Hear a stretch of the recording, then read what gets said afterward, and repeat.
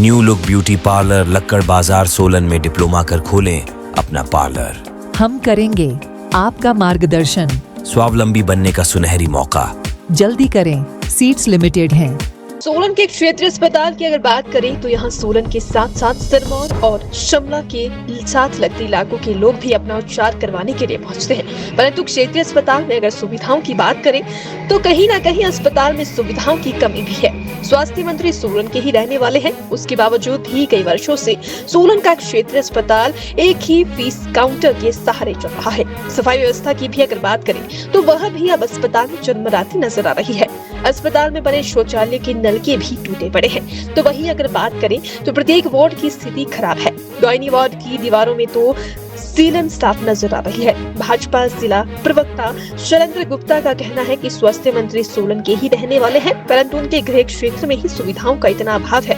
अगर उनके गृह क्षेत्र में ही ऐसे हालात है तो प्रदेश की स्थिति कैसी होगी। स्वास्थ्य मंत्री अस्पताल का निरीक्षण तो करते रहते हैं, तो फिर उनका ध्यान इस ओर क्यों नहीं जाता, या फिर वो जानबूझ के इस ओर कोई ध्यान नहीं देते। चरमरा चुकी है व्यवस्था, उसको लेकर क्या कहेंगे आप? कहीं ना कहीं डॉक्टरों की कमी भी हॉस्पिटल में देखी जा रही है।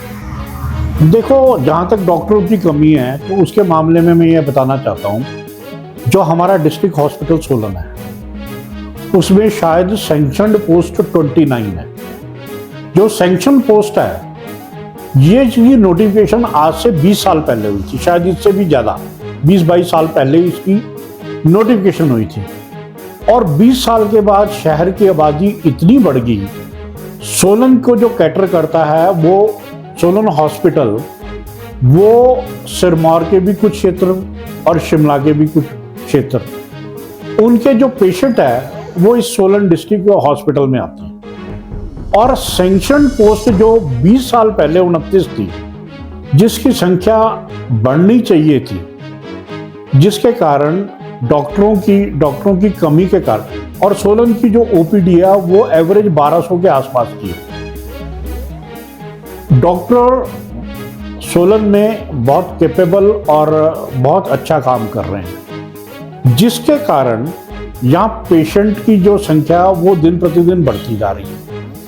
लोगों में डॉक्टरों के प्रति भरोसा है, दूर दूर से लोग यहाँ आते हैं। लेकिन जो हॉस्पिटल का जो एडमिनिस्ट्रेशन है वो ढंग से ना काम करने के कारण, आपने देखा होगा जो हमारा पर्ची बनाने का काउंटर है उसमें सुबह इतना रश होता है और वो एंट्री पे इतना रश हो जाता है, और आज तक ये नहीं इनको समझ आया कि भी इसको 2 जगह में इस रश को विभाजन किया जाए, ताकि लोगों को लंबी लंबी लाइनों में, पेशेंट को लंबी लंबी लाइनों में इंतजार ना करना पड़े। और वो जो एंट्री गेट है वो ऑलमोस्ट चौक हो जाता है, खासकर मंडे और ट्यूसडे वाले दिन, जो हफ्ते का पहला और दूसरा दिन होता है। तो आज तक ये इन लोगों को नहीं समझ आया कि भी इसके काउंटर 2 बना दिए जाएं। डॉक्टर अपने काम बहुत अच्छे तरीके से कर रहे हैं और सभी विभागों के डॉक्टर अच्छे काम कर रहे हैं।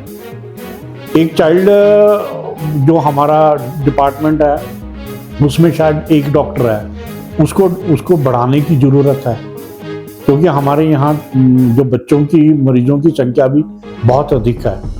तो मेरा मानना है कि 10 महीने से ज़्यादा हो गए माननीय स्वास्थ्य मंत्री इस बात की चिंता ना करते हुए कि जो ऑक्सीजन प्लांट क्यों बंद पड़े हैं, उसका क्या